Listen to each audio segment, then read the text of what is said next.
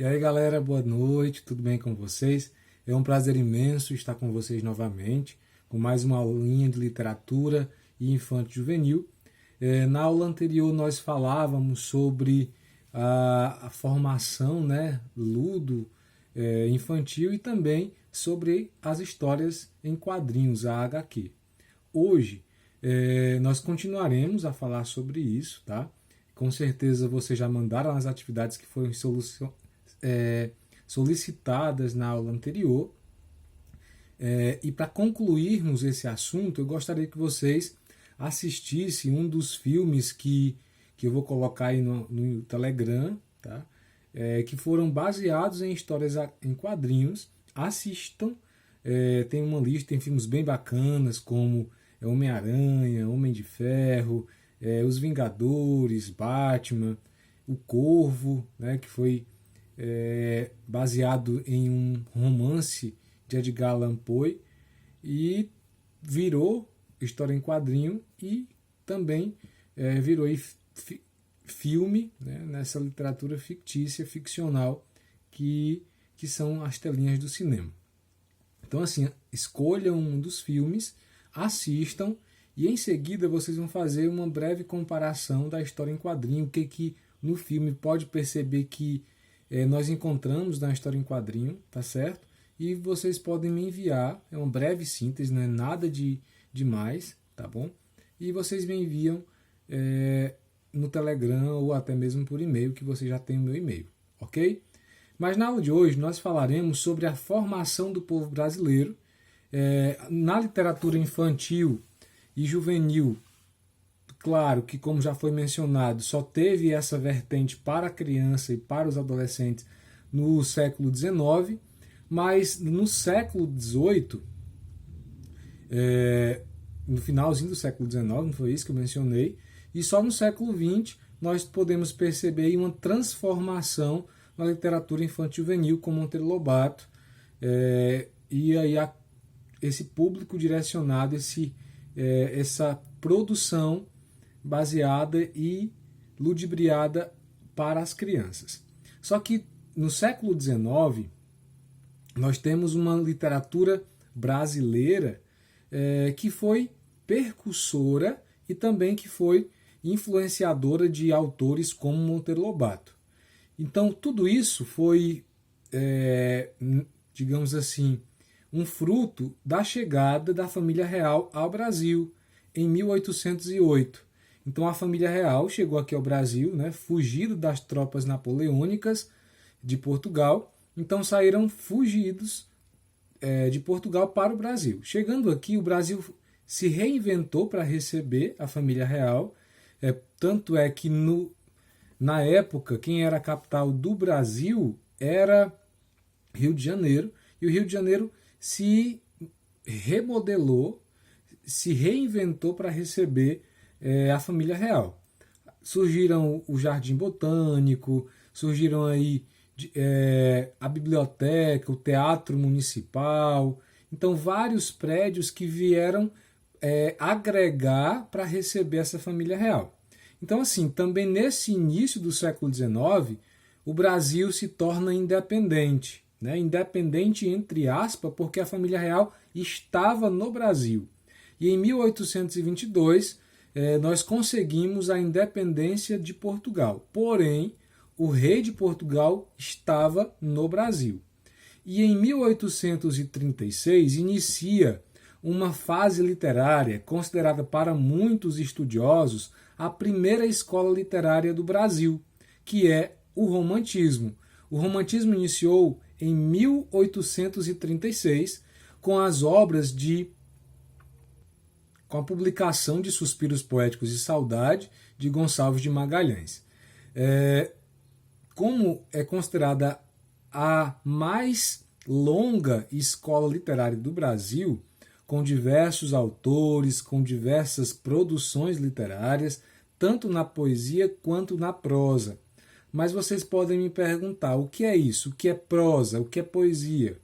Os textos que não são poéticos, né, poemas e poesias, são prosa, contos, crônicas, romances, e todas essas produções foram divididas literariamente, tá?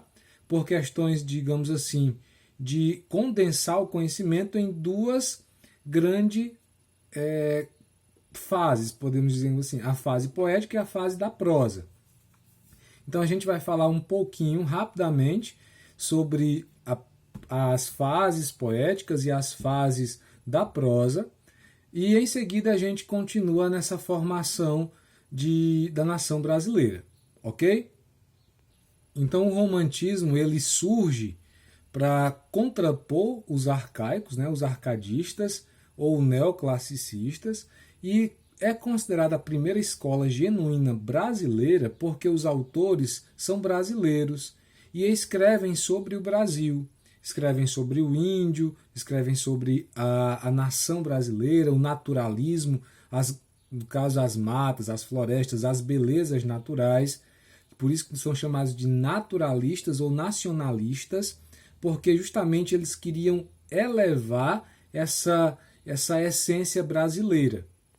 Tanto é que a primeira geração do romantismo é considerada indianista, regionalista e nacionalista. Então essa primeira geração ela vai falar sobre o Brasil, ela vai falar sobre o índio, ela tem aí várias produções de Gonçalves de Magalhães, tem uma Canção do Exílio de Gonçalves Dias, que é muito famosa, né? Gonçalves Dias, que é aqui do Maranhão, que é nordestino. Quem nunca ouviu falar sobre Minha Terra Tem Palmeiras, onde canta o sabiá, as aves que aqui gojeiam não gojeiam como lá. E parte dessa poesia ela é emblemada no hino nacional. Tá? Então observe que esse nacionalismo ele vai estar presente nessa formação literária. E por que você está falando tudo isso? Porque tudo o que os românticos fizeram ela vai influenciar outras escolas literárias, que vai confirmar, que vai ratificar esse pensamento, ou vai se opor a ele. Tanto na nossa contemporaneidade, nós temos pensamentos poéticos e de prosa também que se assemelham com o romantismo. Então, eu já mencionei que a primeira fase é indianista, nacionalista e regionalista. A segunda fase do romantismo é chamado de ultrarromantismo, ou mal do século. Eu também já mencionei isso em outras aulas, mas é só para ratificar aqui, ou seja, confirmar essa forma, essa nação brasileira. Por que nós surgimos literariamente?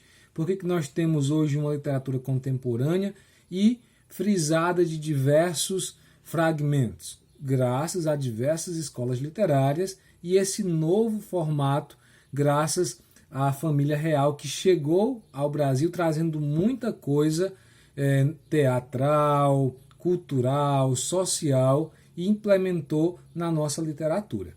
Ok? Lembrando também que todos os autores românticos, a maioria estudava em Portugal, estudava no colégio em Coimbra e fizeram aí os seus estudos em Portugal, porque a maioria tinha muita sorte. E observem que todos os escritores, os autores românticos, realistas, naturalistas, modernistas, ele tem um valor social que querem modificar ou exaltar o nosso país. E os românticos, como já mencionei na primeira geração e na segunda geração, a primeira tinha que exaltar esse nacional, a segunda ela tem esse valor mais poético, ele mais, digamos assim, íntimo, porque ele vai mostrar, desencadear ou explicitar, digamos assim, muitos pensamentos, muitos devaneios, muitas crises íntimas. Então, os autores são ultra-românticos porque a maioria dos autores morriam antes dos 30. Então, observe que ele vai colocar essa angústia, essa dor, esse sofrimento, morrer de amor. Tá? Então, ele vai justamente colocar aqui em evidência, em evasão, o que ele está sentindo. Ok? E a terceira geração é um olhar mais crítico, mais, digamos assim, mais realista. E claro que já é uma mudança mais de fase literária. E também, isso é na poesia. Né? Nós temos aqui na segunda geração nós temos Álvares de Azevedo, na terceira geração nós temos Castro Alves, na prosa nós temos José de Alencar, que vai consagrar a tríade indianista, Iracema, o Birajara, o Guarani. Nós também temos aqui uma fase mais regional, mais histórica, mais urbana, como também romances de José de Alencar, como Diva, Senhora, Lucila. Temos Memórias de um Sargento de Melícia, de Manuel Antônio de Almeida. Nós temos a Moreninha, que foi consagrada, a primeira prosa romântica, né, de Joaquim Manuel de Macedo. Nós temos aqui Quindinha do Poço, nós temos Visconde de Tunei, né, com Inocência, e Escravizaura, que outros autores começavam aqui a mostrar aqui fases e até mesmo episódios do Brasil, ok? Então, após essa revolução literária, tem várias obras que eu sou fascinado, que eu sou assim demasiado por elas, Macário, de Álvares de Azevedo, enfim, várias. Mas José de Alencar ele tem um acervo cultural, literário muito bom. Para nós condensarmos essas informações, eu coloquei um slide mostrando todas essas informações da primeira, segunda, terceira, fatos históricos, com a chegada da família real. E isso foi só uma fragmentação de uma explosão cultural no Brasil, que, claro, influenciou outras escolas literárias e influenciou também uma linguagem para as crianças. Lembrando que a literatura romântica ela ficou direcionada, e como eu mencionei, todas essas produções elas foram se reinventando, se reformulando, e os autores eles foram ganhando um acervo mais intelectual. Por exemplo, o romantismo ele desencadeou diversos autores que escreveram de diversas formas e também influenciou outras pessoas a pensarem ao contrário deles. Foi o caso dos realistas, que nós temos Machado de Assis, que eu já mencionei em nossas aulas também, que é o considerado um dos principais autores da literatura portuguesa brasileira. Foi quem fundou a Academia Brasileira de Letras. Tem textos, o Apólogo, por exemplo, que é utilizado na educação infantil, através do ensinamento. Então, isso só são exemplos como a literatura foi se reformulando.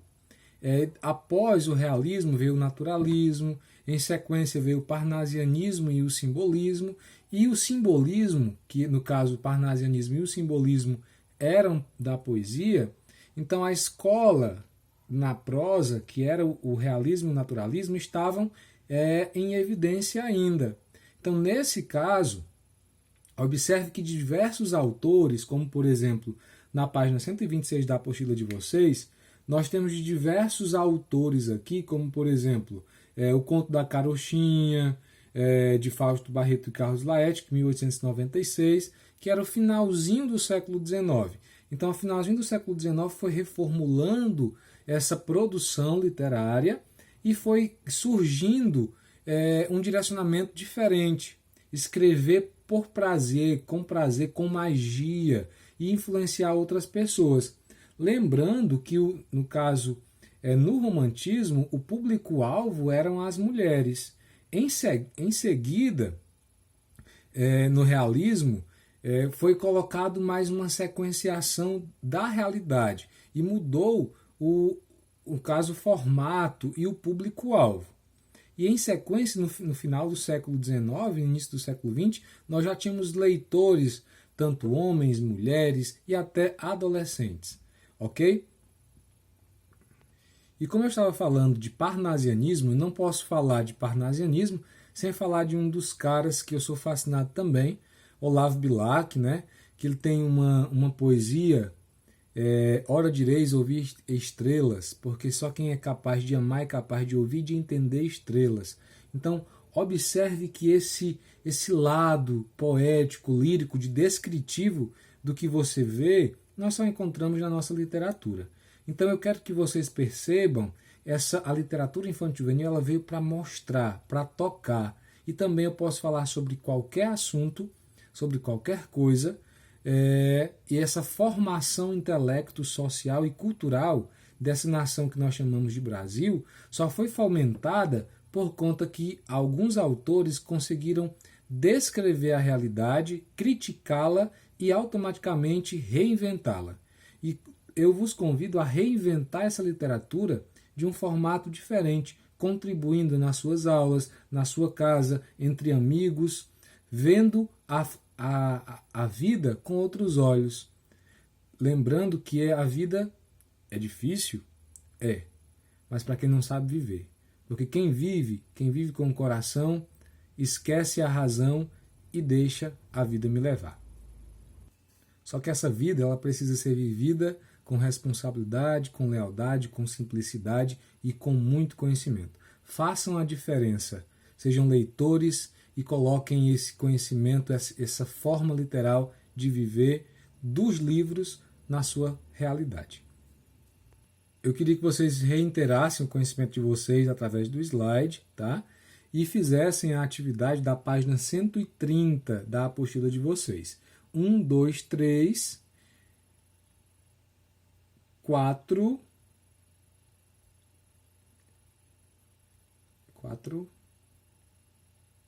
e 4.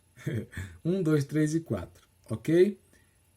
E só para reiterar, tá? Só para nós finalizarmos aqui, revisar o que foi dito, foi possível perceber na aula de hoje uma formação nacional através de uma literatura romântica, desde com a chegada dos portugueses e a influência deles até hoje. Hoje nós não temos uma presença fixa portuguesa por conta que hoje nós somos influenciados por muitos outros, os Estados Unidos, a China, que são as potências hoje no mundo, né? Inclusive até um vírus, né, que foi influenciado pela potência oriental aí. Então, nesse caso, pessoal, eu queria que vocês entendessem que na aula de hoje nós trazemos, foi trazido a vocês uma forma muito peculiar sobre a formação cultural, social e literária do povo brasileiro. Espero que vocês tenham entendido. Abraço carinhoso e fiquem com Deus.